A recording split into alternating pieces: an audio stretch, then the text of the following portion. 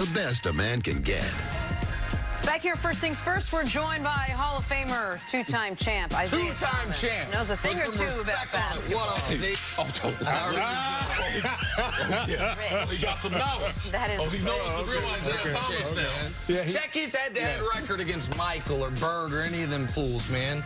Zeke's in the building. You know what this is? Let me hear.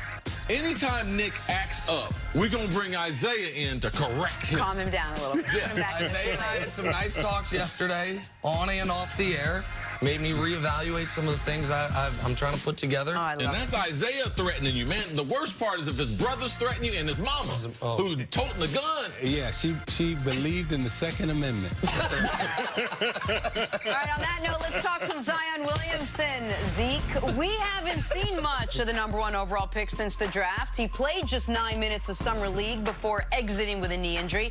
Now, according to reports, Zion has withdrawn from the USA select team, stating he is focused on being fully integrated with the New Orleans Pelicans. All right, Isiah, what are your expectations for Zion this year? Well, my expectations are high, like everyone else's, because you watched him perform in college and you saw the athleticism and the unbelievable, just wow factor that he brings in. My concern is, though, right now, is that he won't have played competitive basketball since March. And most rookies don't come into the NBA or the NFL or Major League Baseball and dominate, okay? And I'll throw hockey in there also. So if you're talking about coming in and playing at a very high level and you haven't played competitively since March and you're going to show up in October or November and go against, the men, I'm a little concerned. I got some concerns about that. Isiah, take me back, because there have been a lot of people comparing Charles Barkley to Zion. And I can understand why, the height, the position, the explosion, things like that. But can you take me back to Charles Barkley, Olympic team? Yes. Bobby Knight. Yeah. Out of shape. Yep. Right? Yep. Who is Zion if he gets in shape and his potential higher than what Charles Barkley? I don't know if his potential is higher than Charles Barkley. He may be able to equal Charles Barkley. Charles was that good. In shape, yes. Now, Charles out of shape was that good also. But Charles out of shape was, I believe he was coming off the bench his first season in Philadelphia. With a really good team. With a really good team, right? And now when Charles Barkley got in shape, he was taking the Phoenix Suns to the NBA Finals. Yep. And could have won and could have beat Jordan. Double overtime game, kind of swung that series. And he was doing it with players who had some issues. I'll just say that. So when we look at Zion, I think right now, if he doesn't get his off the court habits correct from a nutrition and an eating standpoint, and that seems to be the issue right now in terms of weight.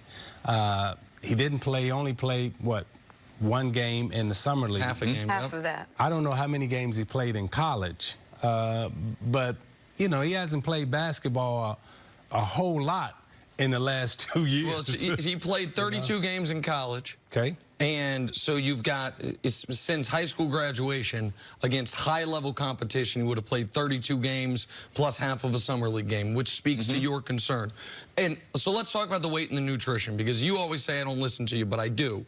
And this has been your concern with Zion since we were marveling at him at Duke, which is, what is his ideal playing weight? Will he be able to stay at that ideal playing weight? And people joke about it, but being a rich kid living in New Orleans, that's a hell of a situation in order to be able to monitor your diet. Maybe the best food city in America. He's got more dispensable income that he's ever had in his life. So these are concerns. And in that little bit of time we saw him at Summer League, he did look bigger than he looked at Duke. He did look like he had put on some weight. Now, he was still explosive. I think his first 4 baskets in that game were dunks. We still saw... Nick, we are in the NBA, right? In college, you get that freshman 15. Well, in the NBA, you get that rookie 15. Because of the money and because money, of the access. Food, and yeah. You gained some weight that first. So you two, as Hall of Fame athletes, albeit in different sports, but Chris obviously played basketball super high level before turning football exclusively. What do you? Let's just say his rookie year, he doesn't get to the ideal weight. Let's just, you know what I mean? That he is playing above what he should. Is the biggest concern about not being as explosive as he otherwise would be? Is it about injury? Is it about ability to play the number of minutes and number of games over? He never played, I just mentioned 32 games was his most NBA games, an 82-game season. You don't load manage rookies. Like, what are the concerns if he doesn't get to that ideal weight? What younger athletes miss and my concern about Zion is, what is Zion at his best? And his weight's going to be down when he's at his best. It's not that I doubt his ability. I'm just trying to say what's going to make him the absolute best. And what people miss out on, great conditioning. When you have great conditioning as your foundation, when I go to the gym or go to the field, all I'm working on, what's the offense, what's the defense, and my fundamentals. I'm working on the game. The hardest thing to work on in pro sports is working on conditioning while you're trying to learn the game. Because he's going to get taken to school. Like, they did not teach him at Duke what they're going to do in the NBA. Zeke will tell you this even at Bobby Knight. Bobby Knight could not teach him what he needed to know as a point guard going into the NBA.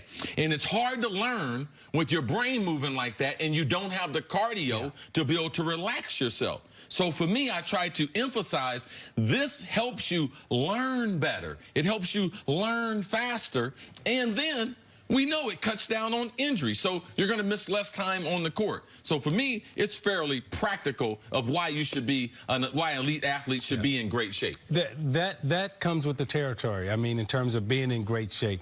And Vince Lombardi had the greatest quote when he said, "Fatigue will make a coward out of men." Yes. Because if you're not physically ready to play in terms of your stamina, and we know this from competing, all of us show up at the arena with basically the same skill level, basically the same talent. But those last 4 to 5 minutes, the guys who are in shape can concentrate longer, and they can play at a higher level because they're not as fatigued. So all those things that don't show up on the stat sheet, when you and I are playing against each other, you know, those last 4 minutes of the game, right? I'm measuring your wind. Yes. Like if I hear you breathing a little hard, it's like, I'm watching. Is he grabbing his short? Yeah. Oh, you tired? In a timeout, is he gasping for air? Oh, so I'm gonna make another sprint, and I'm gonna sprint really hard because I know those last 2 minutes you gonna be dead. Wait, and the last component too, Jenna, is where you do a great job. If you eat better, you can work harder. Yes. You can push your body even further, and you can find out what's in here. Because you can't do that when you don't have great conditioning and you don't have a great eating program. And we all know this. But are the Pelicans sitting him down, Nick, saying this to him? Of course. No. So this is going to happen. And that's, by the way, one of the reasons why I don't want to take him not playing with Team USA as a negative. It might be that the Pelicans have said, listen, you can do it if you want, but we'd like to get you on your regiment with us in the building, our guy with you at home every single day starting right now. So I don't think it's because he doesn't want to play ball. I think it's because the Pelicans have a plan for him. I trust David Griffin, Swin Cash, the people in charge. Yeah. They're going to give him the book. Right. And he's going to have a choice to either treat it like Jenna, treat it like Isiah, Hall of Famer, treat it like Nick Wright. Just put the butt down. See, now I know better.